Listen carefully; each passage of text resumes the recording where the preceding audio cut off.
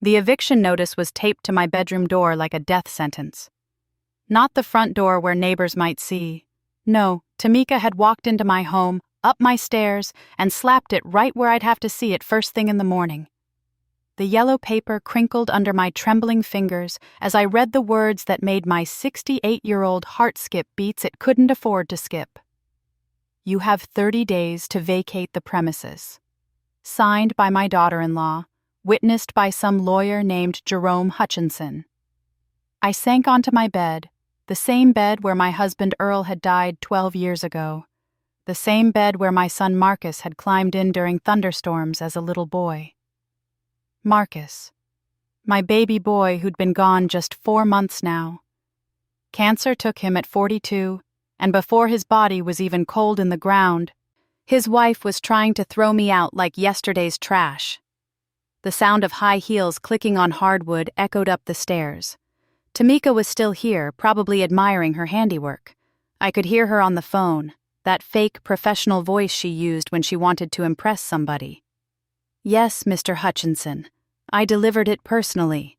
30 days should be more than enough time for her to find senior housing. Senior housing, like I was some burden to be shuffled off to die alone. Before we continue, please drop a comment if you've ever experienced something like this. We'd love to hear your story, and subscribe to the channel to help us grow. I made my way downstairs, each step creaking under my weight. 23 steps I'd climbed up and down for 40 years. Tamika stood in my kitchen where I'd cooked thousands of meals, taught Marcus how to make his grandmother's cornbread, hosted every holiday, wearing a cream-colored suit that probably cost more than I made in a month at the post office before I retired. "Mama Dolores," she said, not even turning around from where she was texting on her phone. "I see you found the notice. Is this how you honor your husband's memory?" My voice came out stronger than I felt. 4 months, Tamika. It's been 4 months. She finally looked at me, and I saw nothing of the sweet girl Marcus had brought home 15 years ago. The girl who'd called me mama from day one, who'd cried in my arms when she couldn't conceive, who'd held my hand at Marcus's funeral. This woman's eyes were cold as January ice. "Marcus is gone," she said, setting her phone on my granite countertop I'd saved for 3 years to install. "And this house is too big for one person. You're 70, 68. Whatever. The point is, you don't need 4 bedrooms and 3 bathrooms. Jerome, Mr. Hutchinson, has found several nice senior communities where you'd be much happier. They have activities, medical care on site. Get out!" The words surprised both of us. Tamika's perfectly shaped eyebrows shot up. "Excuse me?" I said, "Get out of my house." She laughed, actually laughed, pulling a folder from her designer purse. "Your house? Mama Dolores, maybe you're getting confused. Marcus left everything to me. The house, the cars, the bank accounts, everything." She spread papers across my kitchen table. "See? The will is very clear. As his wife, I inherit all marital assets." My chest felt tight, like someone was squeezing my ribs. I looked at the papers, Marcus's signature at the bottom. When had he signed this? Why hadn't he told me? We'd always been so close, especially after Earl died. Every Sunday dinner, every birthday, every holiday. How could he leave me with nothing? "The children," I managed to say. "What about Destiny and Damon? This is their home too." Tamika's face softened for exactly 2 seconds. My grandbabies, 17 and 14, had lived in this house their whole lives. "They'll adjust. The condo I'm buying downtown has excellent schools nearby." "Downtown? You're taking them away from their friends? Their school?" "It's for the best. Clean break from all the memories." She gathered her papers. "You have 30 days, Dolores. I suggest you start packing. Oh, and I'll need you out by noon on moving day. The real estate agent is coming to assess the house that afternoon." She was selling it. The house Earl and I bought in 1979, the house we'd raised Marcus in, where my grandbabies took their first steps. She was selling it like it meant nothing. Tamika, please, let's talk about this. We're family. We're family, she corrected, heading for the door. Marcus was the connection, and he's gone. You're not my mother, Dolores. You never were. The door slammed behind her, rattling the pictures on the wall. Pictures of Marcus at graduation, Destiny's first day of kindergarten, Damon's baseball championship, Earl and me on our 40th anniversary. 43 years of memories, and she wanted me gone in 30 days.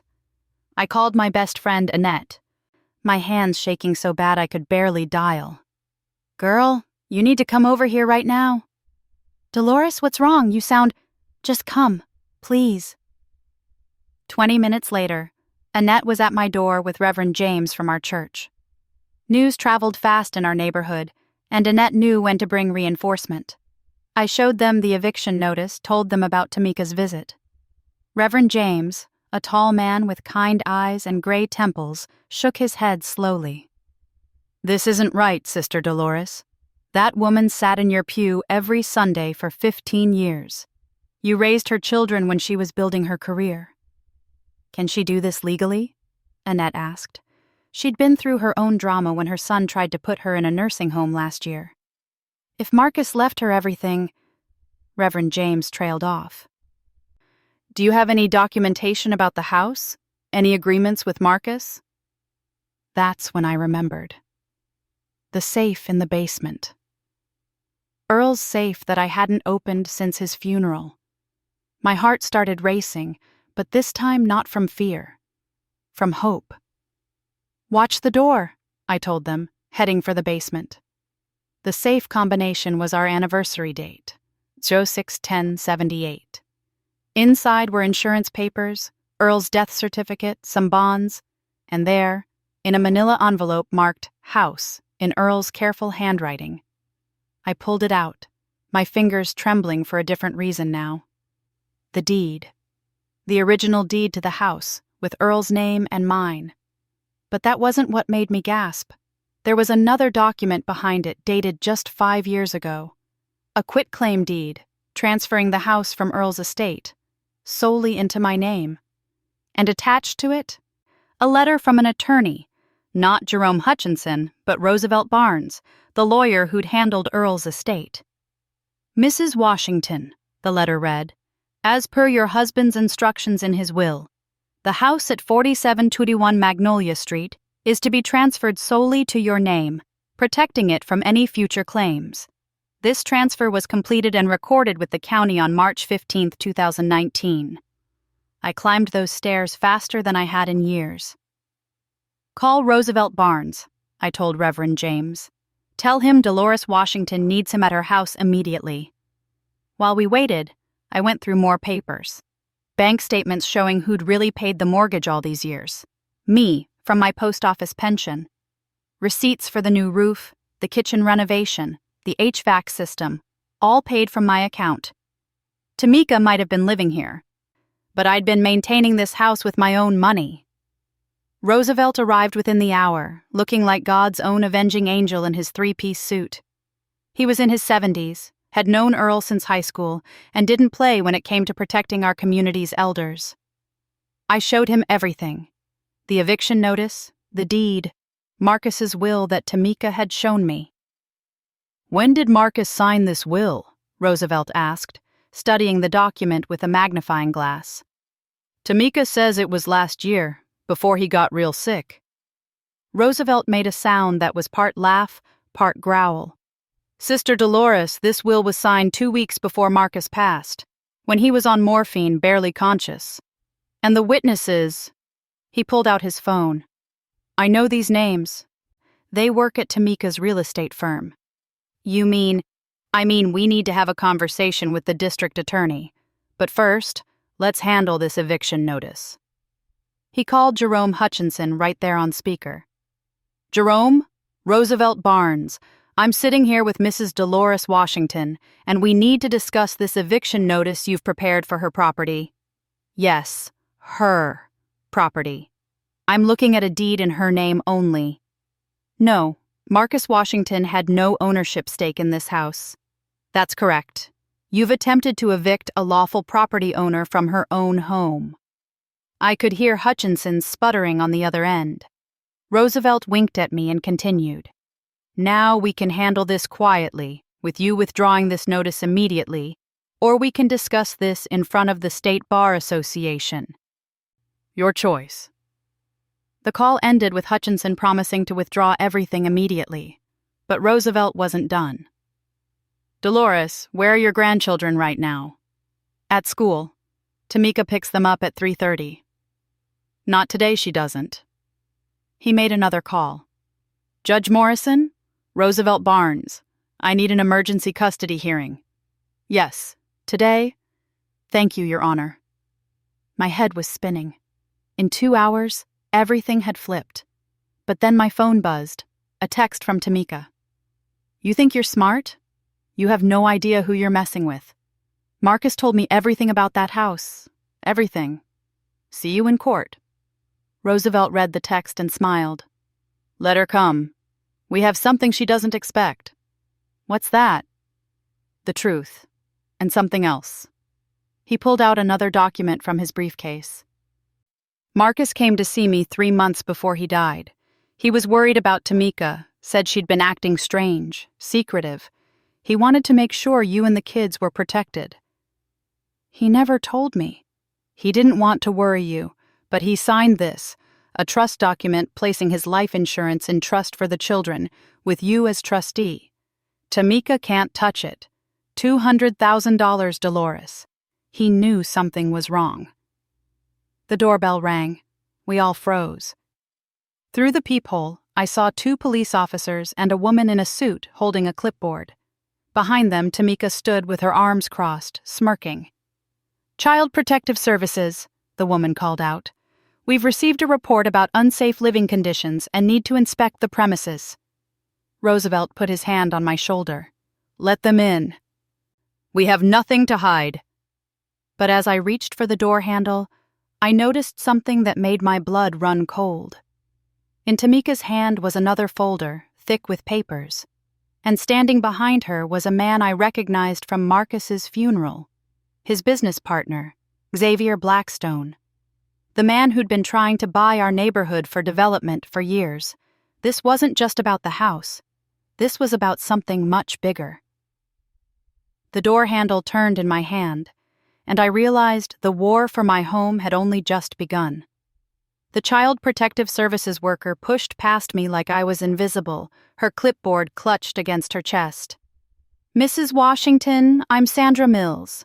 We've received serious allegations about hoarding conditions and unsafe living arrangements for minors." "Hoarding?" Annette stepped forward, her voice rising. "This house is cleaner than a hospital operating room." But Sandra Mills was already taking photos of the breakfast dishes in the sink, the mail on the counter, my medications lined up by the coffee maker. Behind her, Tamika walked in like she owned the place, which I guess she thought she did. Xavier Blackstone followed, his expensive shoes clicking on my hardwood floors. "Mr. Blackstone doesn't need to be here," Roosevelt said firmly. "This is a CPS inspection, not a real estate showing." Xavier smiled, all teeth and no warmth. "I'm here as a concerned family friend. Marcus was my business partner. I promised him I'd look after his family." "Funny," I said, finding my voice. "Marcus never mentioned you caring about family when you were trying to buy up this whole neighborhood to build condos." His smile flickered. "That's business, Mrs. Washington. This is personal." The CPS worker was upstairs now, Tamika guiding her to every corner, pointing out things. "See how she keeps all these old newspapers? And look at all these medications. I'm worried about her mental state." I started to follow, but Roosevelt held me back. "Let them look," he whispered. "Your house is immaculate. This is harassment, and Judge Morrison will want to hear about it." But I couldn't stand still. Not when I heard Tamika in Destiny's room telling Sandra Mills, "My daughter's been complaining about nightmares, saying Grandma talks to herself, forgets things. I found her crying last week, scared to be alone with her." That was a lie. A bold-faced lie. Destiny and I had spent last week working on her college applications, laughing over old photos, baking her favorite sweet potato pie for her school fundraiser. "I need to see the children's medical records," Sandra Mills said, coming back downstairs. "Proof of current physicals, dental visits, immunizations." "Everything's in the file cabinet," I said, leading her to the den. "Organized by year." As I pulled out the files, showing her every doctor's visit, every shot record, every perfect report card, I heard Xavier on the phone in my living room. "Yes, the property is everything we discussed. 4 bedrooms, 3 baths, corner lot. Original hardwood throughout. With the entire block, we could build 40 units. Maybe 50. The entire block. My neighbors. Mrs. Chen, who'd lived here since 1965, the Jackson family with their 3 kids, old Mr. Garrett, who grew tomatoes in his backyard every summer." Xavier wanted all of us gone. "These records are very thorough," Sandra Mills admitted, looking almost disappointed. "The children appear to be well cared for." "Appear to be?" Reverend James stepped forward. "Mrs. Washington has raised those children, fed them, clothed them, helped with homework every night while their mother was building her real estate empire." "That's actually the problem," Tamika interjected smoothly. "She's too attached. Won't let them grow up. Destiny's 17, practically an adult, and Mama Dolores still treats her like a baby. It's unhealthy." "Unhealthy is trying to steal your children's inheritance," I shot back. Tamika's eyes flashed. "What inheritance? Marcus left everything to me." "Not everything." Roosevelt pulled out the trust documents. "Mr. Washington established a trust for his children 3 months before his death. Your client, Mr. Hutchinson, should have known about it, unless, of course, someone deliberately hid that information." The room went quiet. Xavier and Tamika exchanged a look I didn't like. "We'll need to verify these documents," Xavier said finally. "They could be forgeries."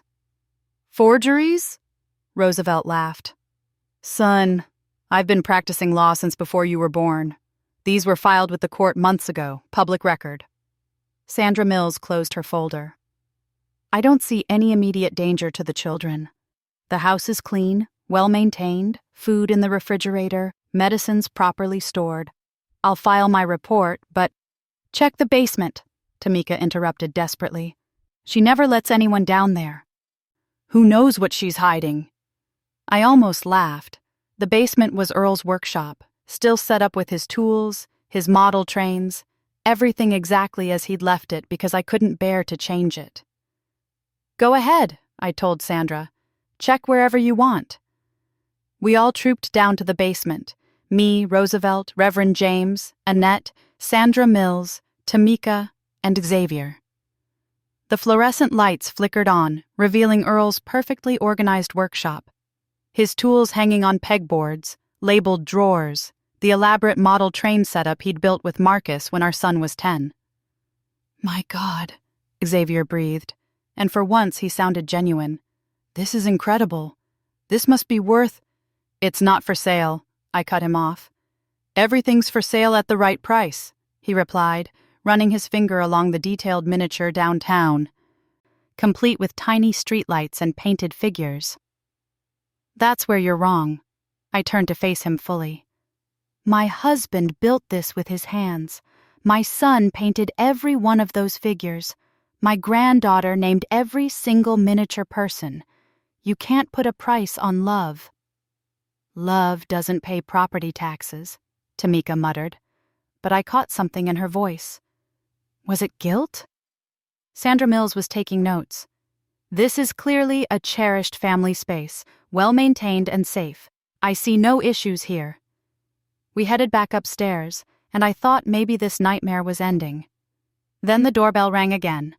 This time it was Jerome Hutchinson himself, Tamika's lawyer, looking like he'd swallowed something sour. "Ms. Washington," he said to Tamika, not meeting her eyes. "We need to discuss the eviction notice. There's been a development." "What kind of development?" Xavier demanded. Hutchinson cleared his throat. The house is in Mrs. Dolores Washington's name, has been for 5 years. She owns it outright. We have no grounds for eviction. Tamika's face went through about 6 different emotions. That's impossible. Marcus owned this house. We lived here together. We paid the mortgage. I paid the mortgage, I corrected. Every month from my pension. I have the bank statements. But Marcus said, he told me. She turned to Xavier, who was now studying his phone intently. Perhaps we should discuss this privately, Xavier suggested, but Roosevelt wasn't having it. No, let's discuss it right here. Mr. Blackstone, how long have you been planning to develop this neighborhood? And how long have you been promising Mrs. Washington here that she'd be out of the house? I don't know what you're implying. I'm not implying anything. I'm stating facts. You've made offers on every house on this block. Everyone said no. Then suddenly Marcus gets sick, and within months of his death, his widow is trying to evict his mother from a house she doesn't own. Mighty convenient for your development plans. My phone buzzed. School was letting out in 30 minutes. I need to pick up my grandchildren, I announced. Actually, Tamika said, I've already arranged for them to be picked up. My heart stopped. By who? My assistant. They're going to stay with me for a few days while we sort this out. You can't take my grandchildren. They're my children, Tamika shouted, finally losing her composure. My husband is dead, and I'm their only parent. And I'm their grandmother who's raised them while you were too busy to even attend their school plays. I was shaking now, rage and fear mixing in my chest. Roosevelt was already on his phone. Judge Morrison, we need that emergency hearing now. Yes, the children. Thank you. He hung up. Family court, 1 hour. Everyone involved needs to be there. Sandra Mills, who'd been quiet, finally spoke. I'll need to submit my preliminary report to the judge. Based on what I've seen today, I have concerns. Not about Mrs. Washington's home, but about the attempt to disrupt the children's stable living situation during a time of grief. Tamika's phone rang. She answered, her face going pale. What do you mean you can't find them? Check the library, the gym. Call me back. She hung up, panicked. The kids aren't at school, they left after lunch. My phone immediately rang. Destiny's ringtone. Trouble by Taylor Swift, her favorite. Grandma? Her voice was scared. We're at Daddy's office. There's a man here saying we have to sign some papers. He says Mom sent him, but... Don't sign anything! I practically screamed. Where exactly are you? The old building on 5th Street, Mr. Blackstone's office. Grandma, I'm scared. Damon's crying and... The line went dead. Roosevelt was already heading for the door. That's kidnapping. I'm calling the police. Wait! Xavier held up his hands. There's been a misunderstanding. My assistant was supposed to bring them to their mother. Then why are they at your office? I demanded. What papers are you trying to make my babies sign? Tamika looked between us. Realization dawning on her face. Xavier, what did you do? I'm protecting our investment, he said coldly. Marcus owed me $300,000. That debt doesn't die with him.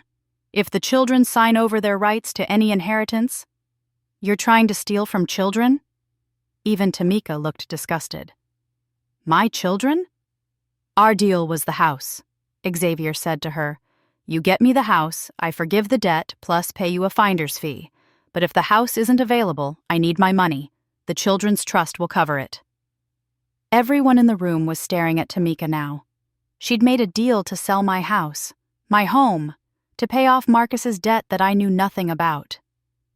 Marcus didn't owe you anything, I said slowly, pieces clicking together. You forged his signature on loan documents, didn't you? Just like the will. You can't prove that, Xavier said, but he was sweating now.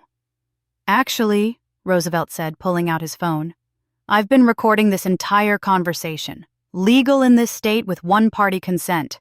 You just admitted to attempted fraud, kidnapping, and conspiracy.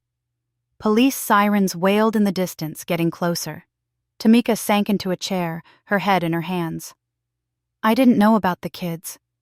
Xavier, you promised no one would get hurt. You said Dolores would be happier in a senior home, that the kids would adjust. You were going to put my babies where? I moved toward her, but Annette held me back. A boarding school, she whispered. Xavier knew someone who could get them scholarships. I thought it would be good for them. Better education, away from all the grief. Away from me, you mean. The police burst through the door, led by Detective Angela Freeman, who I knew from church. Mrs. Washington, we have your grandchildren. They're safe, on their way here with Officer Martinez.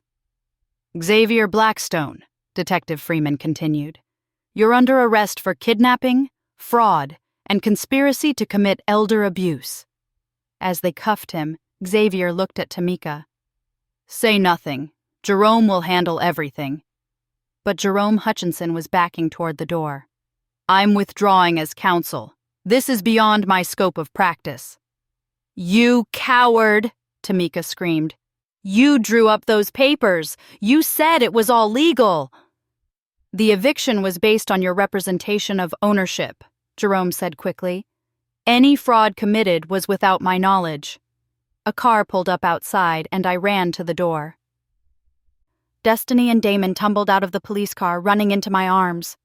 Grandma, we were so scared. It's okay, babies. You're safe now. You're home. Over their heads, I saw Tamika watching us, tears streaming down her face. For a moment, she looked like the young woman who'd married my son, who'd been part of our family. Then her phone rang, and the moment passed. Hello? Yes, this is she. Suspended? But I didn't. The real estate board can't. I need that license.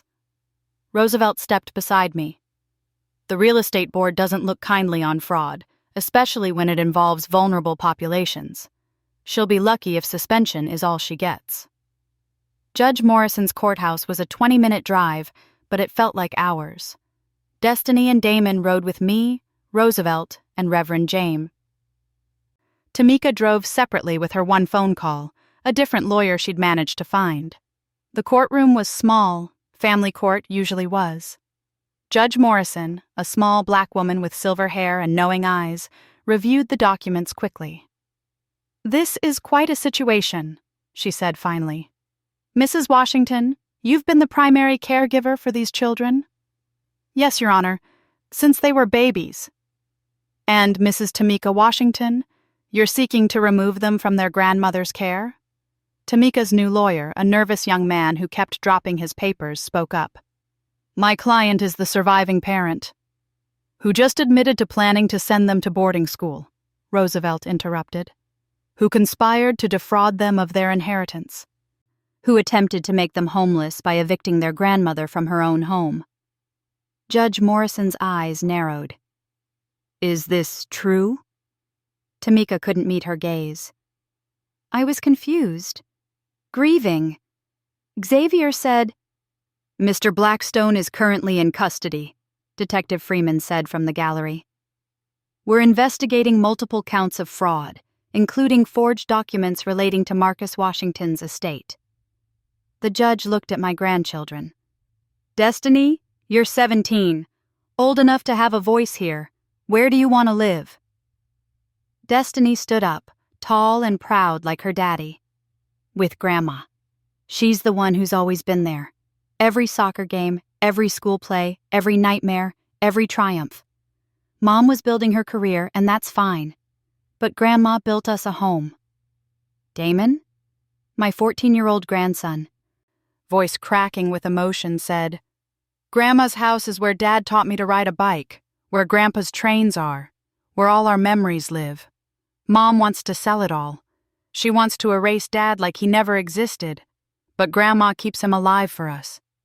Judge Morrison nodded slowly. I'm granting temporary emergency custody to Mrs. Dolores Washington. We'll have a full hearing in 30 days, but given what I've heard today... She looked directly at Tamika. Ma'am, you need to decide what's more important, money or your children. because right now it seems like you've chosen poorly. As we left the courthouse, Tamika caught my arm. Dolores, Don't, I said, pulling away. Not now. Maybe not ever. But as I loaded my grandchildren into the car, I saw her standing alone on the courthouse steps. No Xavier, no lawyer, no friends, just a woman who'd lost her way in grief and greed. Grandma, Damon said quietly, what's going to happen to Mom? I looked back at Tamika one more time. Despite everything, she was still the mother of my grandchildren, the woman my son had loved. I don't know, baby, but that's tomorrow's problem. Today, we're going home. But as we drove away, Roosevelt's phone rang. He listened, his face growing grave. Dolores, we have another problem. Xavier made bail, and he's filed a lien against your house for Marcus's supposed debt. The war wasn't over. If anything, it had just gotten bigger. And now I had to protect not just my home, but my grandchildren's future. The lien notice arrived at 7 a.m, delivered by a process server who wouldn't meet my eyes. $300,000. Xavier Blackstone was claiming my house as collateral for a debt I didn't believe existed. Roosevelt was at my kitchen table by 7:30, going through every paper we had while Destiny made coffee and Damon scrambled eggs for everyone. He filed this yesterday, an hour after making bail, Roosevelt muttered, adjusting his reading glasses. His lawyer is Vincent Cross. Best dirty attorney money can buy. Can he really take my house? I asked, though my voice sounded strange to my own ears, like it was coming from far away. Not if we can prove the debt is fraudulent, but that takes time. And meanwhile, this lien clouds your title. You can't sell, can't refinance, can't even transfer it to the kids without dealing with this first. Annette arrived with Reverend James and 3 other church members, Sister Patricia, Brother Kenneth, and Deacon Williams. The whole congregation's praying for you, Dolores, Sister Patricia said, squeezing my hand. And we're doing more than praying. Reverend James nodded. We've started a fund. If you need money for lawyers, we've got you covered. I started crying then, couldn't help it. After everything Tamika and Xavier had done, here was my real family, showing up when it mattered. I can't take your money. Hush now, Deacon Williams interrupted. You've been tithing and supporting everyone else for 40 years. Time for us to support you. My phone rang, a number I didn't recognize. Against Roosevelt's advice, I answered it. Mrs. Washington? The voice was female, nervous. My name is Cheryl Morrison. I work at Blackstone Enterprises. I need to talk to you about Marcus's loan. Roosevelt grabbed the phone, putting it on speaker. This is Roosevelt Barnes, Mrs. Washington's attorney. Anything you have to say? The loan documents are fake, Cheryl said in a rush. I typed them myself 2 weeks ago, backdated them. Mr. Blackstone made me do it. He said if I didn't, he'd have me deported. I'm here on a work visa. I couldn't lose my job, but I can't let him steal your house. Marcus was a good man. He was kind to everyone at the office. Are you willing to testify to this? Roosevelt asked, already pulling out his recorder. I'm scared. Mr. Blackstone has connections everywhere. Immigration, police, judges. We can protect you, Roosevelt said, but we need your testimony. There was a long pause. Then, I have copies. Everything. The original documents. Emails where Mr. Blackstone outlined the plan, even recordings of him laughing about how easy it would be to take the house once Marcus was gone. My blood went cold. Once Marcus was gone, he knew Marcus was dying? He may have known before Marcus did. Mr. Blackstone has a friend at the medical lab. He saw Marcus's test results before they were officially released. That's when he started planning everything. Destiny gasped from the doorway where she and Damon had been listening. He knew Daddy was sick and didn't tell him? Cheryl, where are you now? Roosevelt asked urgently. In my car, outside the courthouse. I brought everything. But I saw Mr. Cross going in. Vincent Cross, Mr. Blackstone's lawyer. I think they're filing for emergency foreclosure. Don't move. We're coming to you. We piled into 2 cars. Me, Roosevelt, and Detective Freeman in one, Reverend James, Destiny, and Damon in another. I'd tried to leave the kids at home, but Destiny insisted. This is our fight too, Grandma. Dad would want us to stand with you. The courthouse was busier than usual for a morning. As we pulled up, I saw why. There were news vans everywhere. Someone had leaked the story. Elder abuse and property theft, the Blackstone scandal, read one reporter's tablet. Cheryl Morrison was exactly where she said she'd be, a small woman in her 30s clutching a box of documents like her life depended on it. Maybe it did. She looked terrified when she saw us approaching, but Roosevelt's calm manner seemed to reassure her. I've been documenting everything for months, she said, handing over the box. I knew what he was doing was wrong, but I needed proof. When Marcus died, I thought maybe it would stop, but then he went after you, Mrs. Washington, and I couldn't stand it anymore. Detective Freeman was already going through the papers, her eyes widening. This is enough to put him away for years. Fraud, conspiracy, even potential murder charges if he withheld information about Marcus's diagnosis. Murder? I felt my knees go weak. If he knew Marcus had cancer and deliberately didn't tell him, preventing him from getting early treatment, that's negligent homicide at minimum. Inside the courthouse, the emergency hearing was already in session. Xavier sat at the plaintiff's table with Vincent Cross, looking confident until he saw us walk in with Cheryl. His face went white as printer paper. Judge Morrison, the same judge from yesterday, looked surprised to see us all again. This is highly irregular. Mr. Cross, you filed for emergency foreclosure? Yes, Your Honor. My client is owed $300,000, and with Mrs. Washington's advanced age, we're concerned about asset dissipation. Your Honor, Roosevelt interrupted, we have evidence that this entire debt is fraudulent, including testimony from Mr. Blackstone's own employee. Xavier stood up. Cheryl is a disgruntled former employee. Former? Cheryl spoke up, her voice stronger now. You haven't fired me yet, Mr. Blackstone, though I'm sure you will after this. Roosevelt presented everything, the forged documents, the emails, the recordings. On one recording, Xavier's voice was clear. Once the old lady is in a home and Tamika has the kids shipped off, I'll have the entire block. $20 million in development profits, minimum. All it cost me was a few fake papers and some promises to a greedy widow. That's taken out of context, Xavier protested, but Judge Morrison held up her hand for silence. Mr. Blackstone, these are serious allegations. Mr. Cross, did you know about any of this? Vincent Cross was already packing his briefcase. I was not aware of any fraudulent activity. I'm withdrawing as counsel immediately. Sit down, Mr. Cross, Judge Morrison ordered. If you helped file fraudulent liens, you're just as liable. Detective Freeman, I believe you have work to do here. Yes, Your Honor. Detective Freeman was already on her phone, calling for backup. That's when the courtroom doors burst open and Tamika walked in. But not the Tamika from yesterday. This woman looked broken, exhausted, clutching a manila envelope. Your Honor, she said, her voice barely above a whisper. I need to testify. Xavier jumped up. She's my co-conspirator. She can't testify against me. Actually, Tamika said, turning to face him, I can, because I was never really your co-conspirator. I was your victim too. She handed the envelope to Roosevelt. 3 months before Marcus died, Xavier started visiting him in the hospital while I was at work.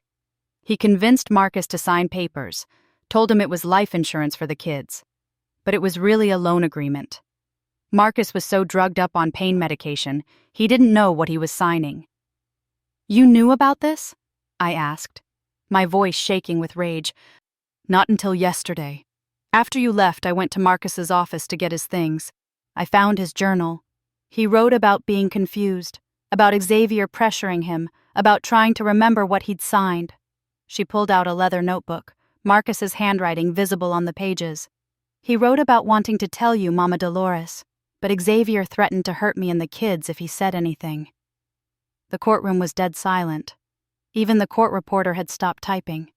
Tamika continued. I was greedy, yes. I was scared about money after Marcus died, and Xavier promised me security, but I didn't know he was threatening my husband. I didn't know he was stealing from my children. And I didn't know— Her voice broke. I didn't know he was the reason Marcus didn't get treatment earlier. She turned to me then, tears streaming down her face. Can you ever forgive me? Before I could answer, Xavier's phone rang. He answered it despite the judge's glare, his face growing even paler. What do you mean frozen? All of them? That's impossible. Roosevelt smiled slightly. Your Honor, I took the liberty of filing an emergency asset freeze petition this morning, given the evidence of fraud. It appears it's been granted. Xavier threw his phone against the wall, shattering it. You don't understand. I have deals pending, millions in contracts. You should have thought of that before you tried to steal from an elderly woman and orphaned children, Judge Morrison said coldly. Mr. Blackstone, you're remanded into custody pending formal charges. Bailiff? As they handcuffed Xavier, he looked at me with pure hatred.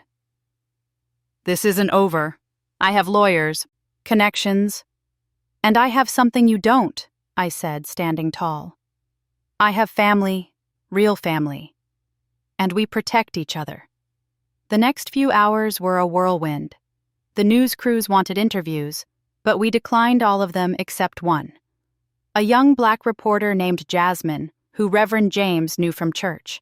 She told our story with dignity and respect, focusing not on the scandal, but on the importance of protecting our elders and keeping generational wealth in our communities. Back at the house, the whole neighborhood had gathered. Mrs. Chen from next door brought dumplings, the Jackson family brought fried chicken, Mr. Garrett brought fresh tomatoes from his garden. It was like a block party, but also a protest. Someone had made signs, Save Magnolia Street and Stop Predatory Development and Black Homes Matter. Destiny and Damon were in the middle of it all, telling their classmates what had happened, organizing a social media campaign. Within hours, #JusticeForDolores was trending, and someone had started a GoFundMe that we didn't need, but that showed the support was real and widespread. That evening, after everyone had gone home, Tamika sat at my kitchen table, the same table where she'd spread those eviction papers just days ago. The kids were in the living room, close enough to hear, but giving us space. I lost myself, she said quietly. When Marcus got sick, when the medical bills started piling up, when I realized I'd been so focused on my career that I'd missed so much time with him, I went crazy with grief and fear. Fear makes people do terrible things, I acknowledged, pouring her a cup of tea. My mother's china, the set she'd given me as a wedding present. How can you be so calm, after everything I did? I thought about it for a long moment.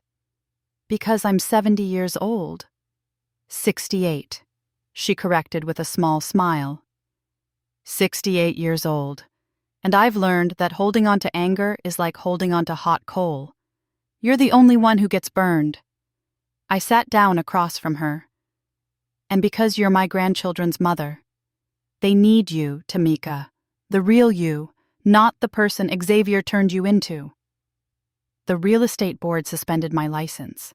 I might face charges for the false CPS report. I've lost everything.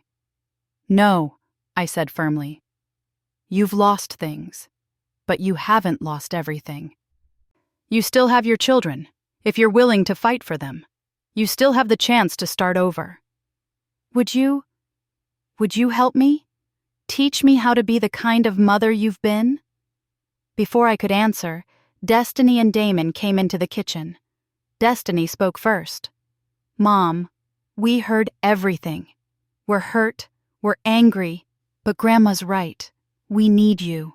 The real you. Damon added, but you have to earn our trust back, and you can't ever try to take us from Grandma again. Tamika nodded, crying again, but different tears this time. I promise. I'll do whatever it takes.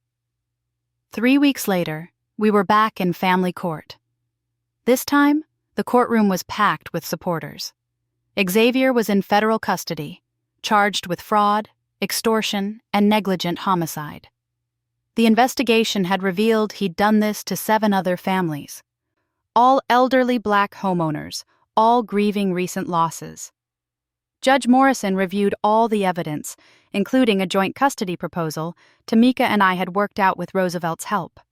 "This is highly unusual," she said, "but given the extraordinary circumstances and the clear love everyone has for these children, I'm inclined to approve it.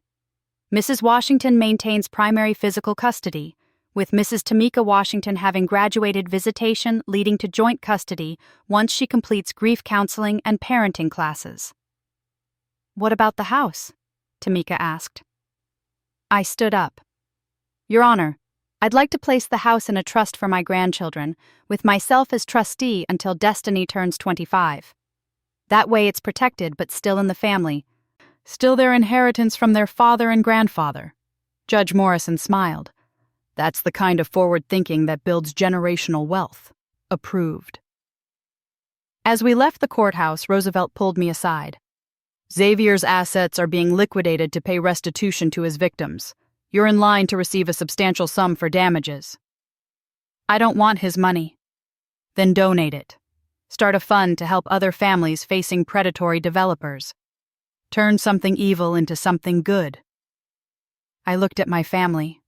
Tamika helping Damon with his jacket, Destiny taking selfies with supporters, Reverend James leading an impromptu prayer circle, Annette organizing a celebration dinner at the church.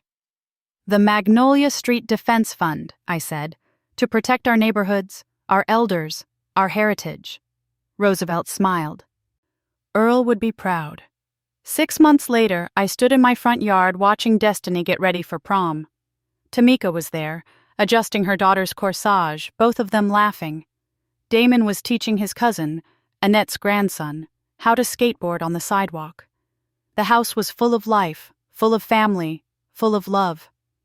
Xavier Blackstone was serving 15 to 20 years in federal prison. His development company had been dissolved, its assets distributed to his victims. Our neighborhood was safe, protected by new city ordinances we'd fought for that prevented predatory development in historically Black neighborhoods.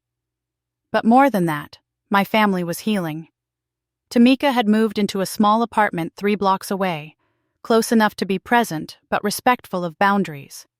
She'd started a new career as a victim's advocate, helping other families navigate elder abuse and fraud. The kids spent weekdays with me and weekends with her, and slowly, carefully, we were building something new from the ashes of betrayal.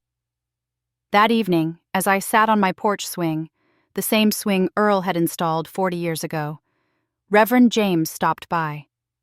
"You know, Dolores, what you've built here is bigger than just saving your house." "What do you mean?" "You've shown this whole community that we don't have to accept being pushed out, that our stories matter, that our homes are worth fighting for. You've inspired something." I thought about all those years Earl and I had worked to buy this house, all the sacrifices we'd made to pay it off, to leave something for Marcus. I thought about how close we'd come to losing it all to greed and lies. "Earl always said a house ain't nothing but wood and nails," I said. "It's the people inside that make it a home." "And you've got quite a home, Sister Washington." As the sun set over Magnolia Street, painting the sky in shades of purple and gold, I could hear the sounds of my neighborhood, kids playing, music drifting from windows, folks calling out greetings to each other. This was what Xavier had tried to destroy, what Tamika had almost helped him take. But we'd fought back with something more powerful than money or legal documents. We'd fought back with love, with community, with the unbreakable bonds of family, both blood and chosen. And we'd won. The house was safe. The children were safe. The neighborhood was safe. And somewhere up there, I knew Earl and Marcus were smiling down, proud of how we'd stood our ground and protected what mattered most. My phone buzzed with a text from Destiny. Grandma, come inside. Damon made your favorite sweet potato pie, and we're about to watch Grandpa's old home videos. I smiled, standing up slowly, my bones creaking a little, but my spirit stronger than ever. This house had seen so much: joy, sorrow, betrayal, redemption. But it was still standing, still sheltering the people I loved most in this world. Coming, baby, I called back, taking one last look at the street I'd called home for 40 years. I'm coming home. Thanks for listening. Don't forget to subscribe and feel free to share your story in the comments. Your voice matters.